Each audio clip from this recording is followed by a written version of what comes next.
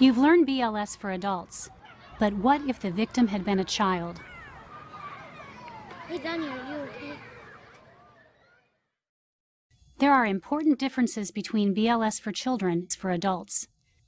Under the American Heart Association BLS guidelines, anyone from the age of 1 to puberty is considered a child.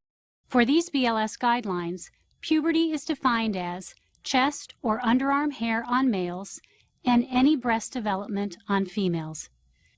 When performing compressions on a child, use one or two hands, whichever allows you to provide deep, effective compressions.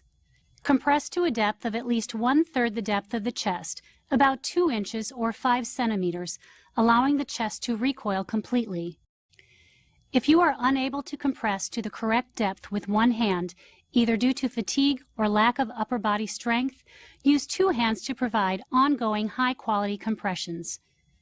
For a single rescuer for victims of all ages, use a compression to ventilation ratio of 30 compressions to 2 breaths.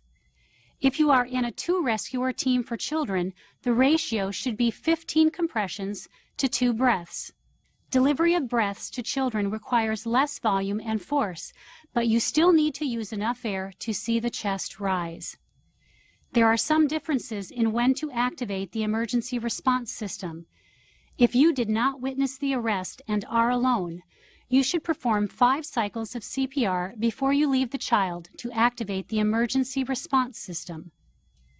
If the arrest is sudden and witnessed, leave the child, activate the emergency response system, get the AED or defibrillator, then return to the child.